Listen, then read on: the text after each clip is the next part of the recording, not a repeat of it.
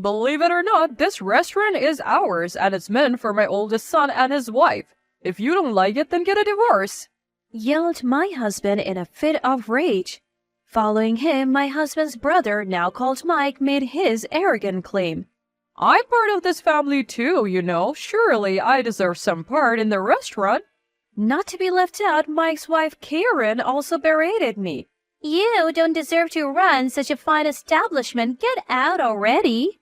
I felt a surge of anger within me. I couldn't care less about what happened to these people. I decided there and then to put them in their place once and for all. The first order of business to correct their misguided notions. I can't help but smirk at the thought of the look on their faces when they find out the truth. My name is Natalie Farrell. At 35, I'm running a sushi restaurant. I have many regular customers and thankfully the business is doing well. The shop was originally started by my grandparents. Both of my parents passed away from illness when I was young, so my grandparents became my guardians. As I helped out in the shop, I became interested in becoming a sushi chef and taking over the shop.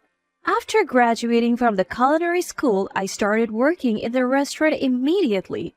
I learned how to make sushi from my grandfather and how to serve customers from my grandmother.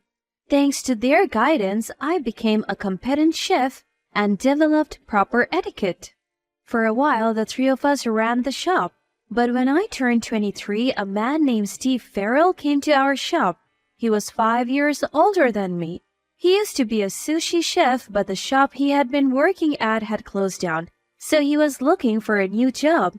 My grandparents were considering retirement due to their old age. They had mentioned that they wanted one more employee, so we decided to hire him. His skills were undeniable, and he quickly became a valuable asset. I learned a lot from him, and we eventually grew close and got married when I was 25. My grandparents thought Steve was a reliable and honest man, and they felt secure with him.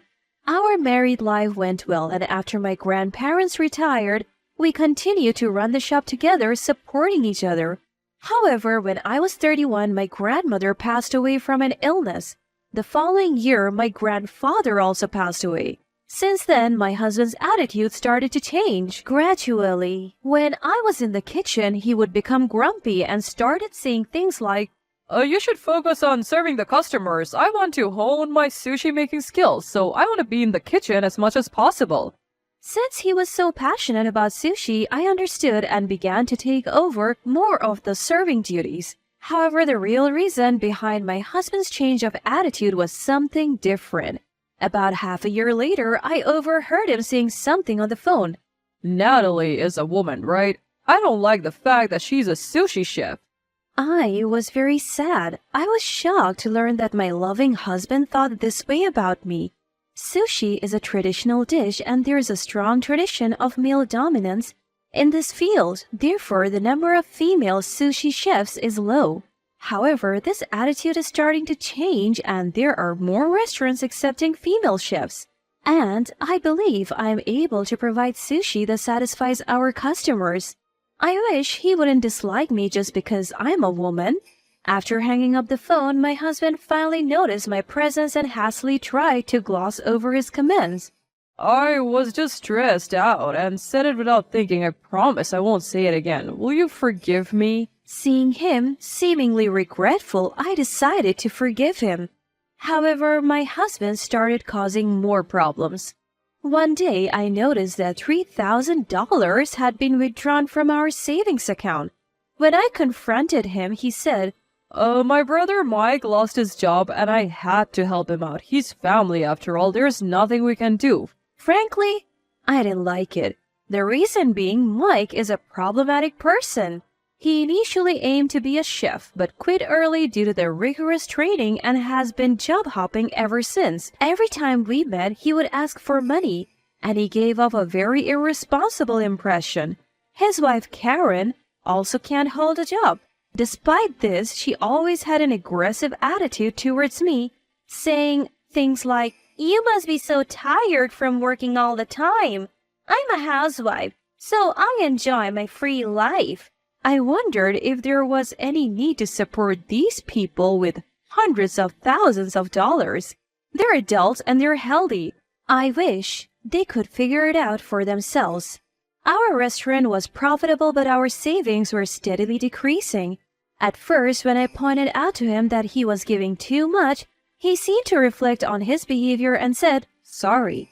But later on he said, Natalie, you're the one managing our savings and household budget, right? You should just manage it better.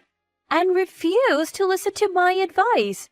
The situation with my husband was getting worse, and I was starting to worry seriously about our future savings. I briefly considered divorce, but eventually decided against it. Steve is an excellent craftsman, and without him, our restaurant would suffer. Besides, Steve has always been a responsible person. I clung to this thin hope that he would pull himself together someday. Later, I would realize how naive this thought was. Years have passed since my grandparents passed away, and we arrive at the present day. At this point, an event occurred that I could no longer tolerate. On our restaurant's day off, while I was doing the laundry at home, the doorbell rang. When I opened the door, there stood Mike and Karen. Hey, from today on, I can eat sushi every day now, right? Lucky me. Their words made no sense. As I was at a loss, Steve appeared and I demanded an explanation. Casually, he said, They will be living with us for a while from today on. I was even more confused. Upon further inquiry, I learned that Mike and Karen were in dire financial straits and couldn't even afford their apartment rent. Upon learning this, Steve had taken it upon himself to allow them to stay with us for a while. What's more, neither Mike nor Karen were working, so we were expected to cover their living expenses as well. I told Steve, "Don't make decisions like that without discussing with me first." But he shrugged it off, saying, They're our family, so it doesn't matter. and so their cohabitation began forcibly. Needless to say, my stress levels skyrocketed. Not only this, but Steve took Mike and Karen to our restaurant and allowed them to eat expensive sushi for free. They ate up sushi without a care in the world, chattering and making noise. Steve even announced in front of our other customers, I'll treat my brother and Karen. even our regular customers seemed to find this odd. One of our regulars, a man named Tucker, frowned and warned Steve. Steve, it's not right to let them eat for free just because they're your family. It will affect the restaurant's business, won't it? Steve pretended to reflect upon his words, saying, I'm sorry.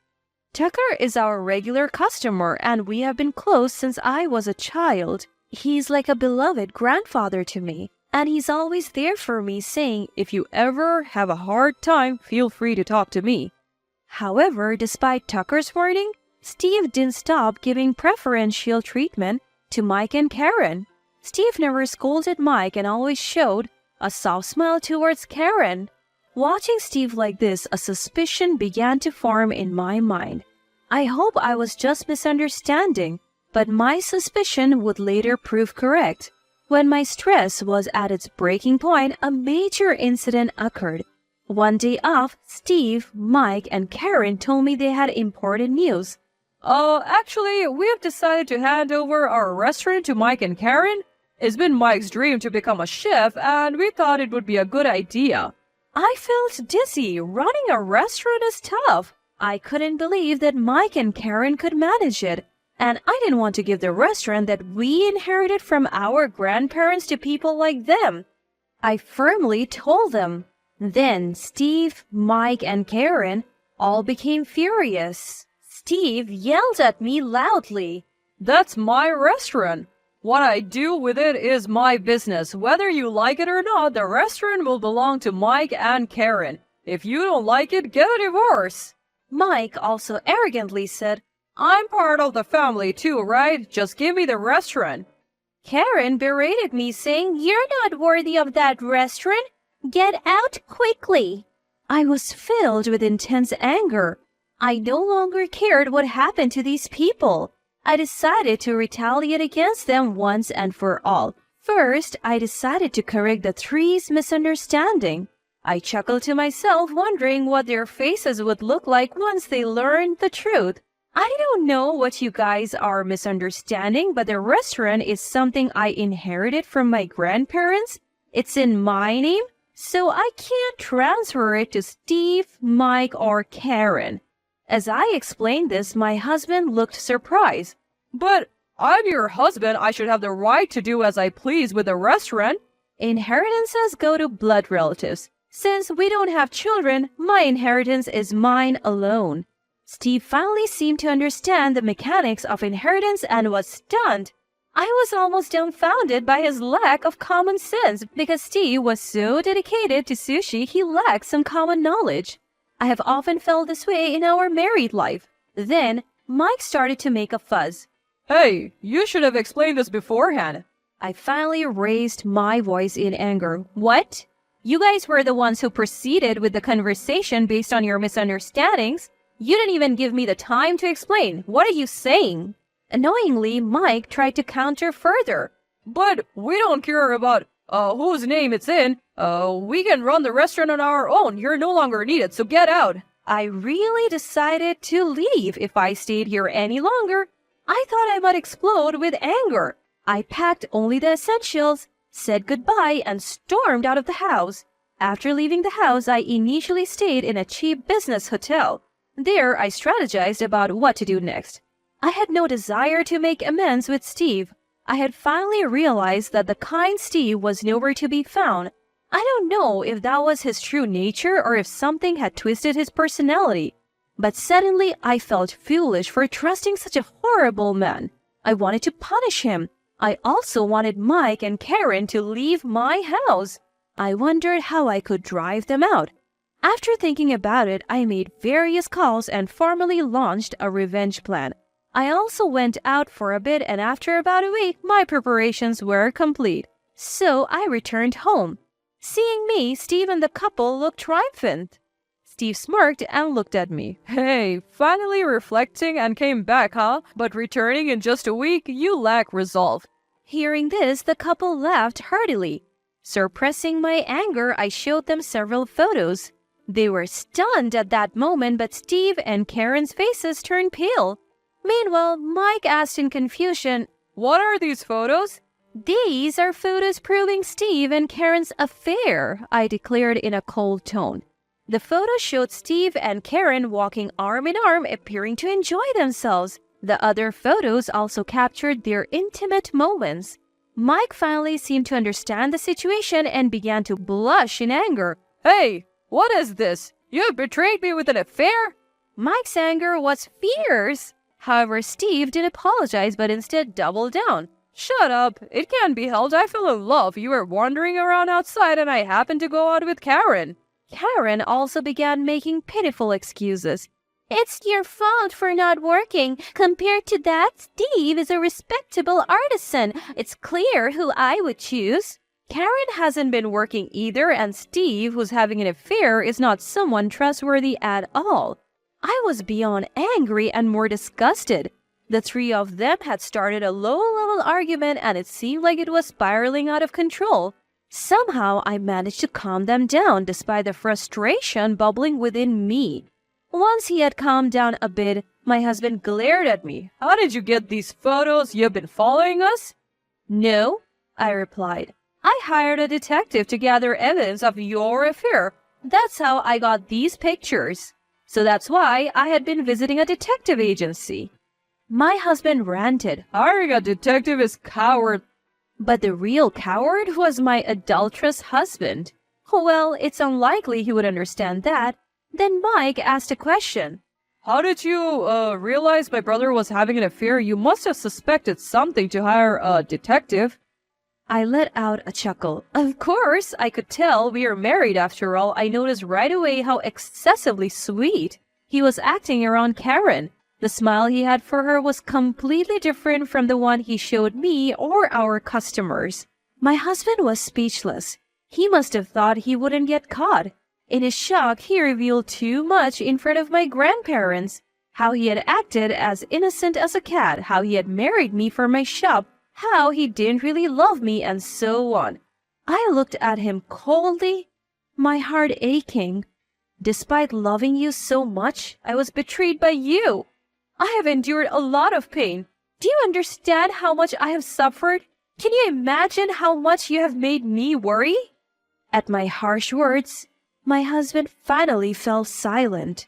He looked remorseful, but I had no intention of forgiving him. Steve and Karen were silent too, probably feeling awkward. Finally, there was some quiet, and I continued. I will be claiming damages from both Karen and Steve. Be prepared.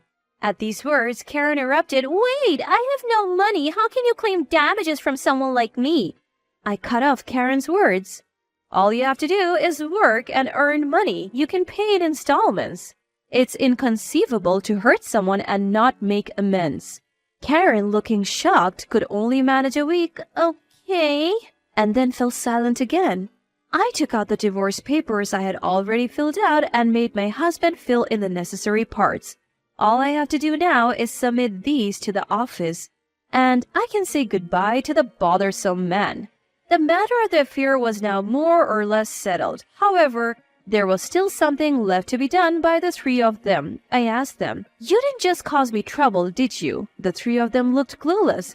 They really didn't seem to understand, so I reluctantly explained, You treated the customers of our shop poorly, right? I have been in regular contact with our regulars over the past week, and they all voiced their complaints. The main complaints were that despite the many mistakes, they never apologized, and they loudly insulted customers in the staff-only area. There was even a claim that Mike tried to steal change. When I told them about these complaints, their faces turned pale. Since you have caused so much trouble for our valued customers, I will have you apologize. I'm going to call our regulars now and have you apologize. I pulled out my phone and started making calls. First, I briefly explained the situation, and then my husband, Mike, and Karen apologized in that order. We repeated this process several times. All of our regulars were understandably angry at the three, so the apology took much longer than expected. I knew Tucker's address, so I had them go and apologize to him directly. When Tucker saw the three, he raised his voice. You were absolutely terrible. How dare you face people with that attitude? No matter how delicious your sushis are, I will never have them again. Then he looked at me and smiled kindly. Natalie, you should cut ties with these people. Even if Steve leaves, a more skilled artisan will come to your place. Yes, I am divorcing my husband too. Thank you for all your help. I'm truly grateful. Before carrying out this plan, I had also sought advice from Tucker, which had proven immensely helpful. I thanked him deeply. After leaving Tucker's house, I made sure to let Mike, Steve, and Karen know that I had reported all their misdeeds, including their infidelity, to our regulars. You three might want to continue working as chefs, but I don't think our regulars will be visiting your restaurants. If they tell others, those people probably won't either, I said.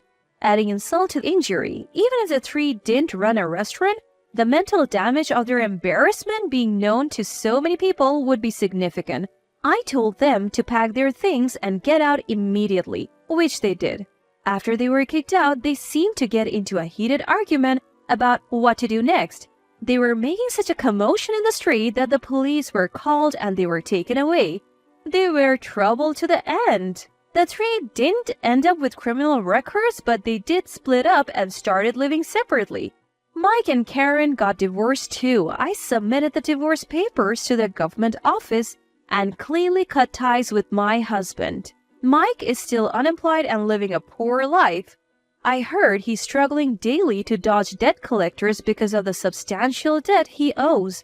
As I promised, I demanded alimony from my husband and Karen. Karen seems to have found a job for now. However, she was unemployed for a long time, so she can't suddenly become a high earner, and her salary seems to be quite low compared to her peers. My husband also managed to find a job and relocated to a remote state where he didn't know anyone.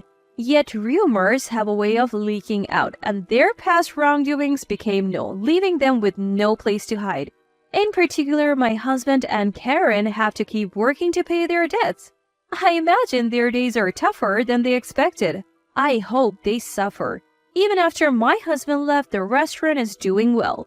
My regulars who learned about the incident started coming to the restaurant more frequently to support me.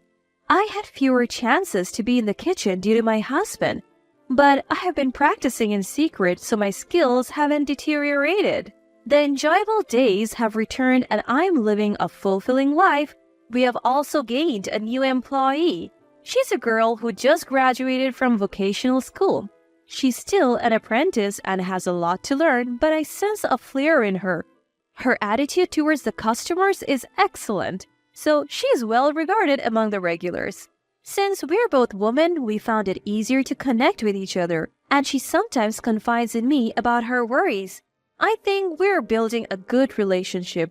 I even consider having her inherit the restaurant in the future, but I intend to keep doing my best as an active chef for now. While cherishing this restaurant that I inherited from my grandparents, I wanted to keep growing both as a sushi chef and as an individual.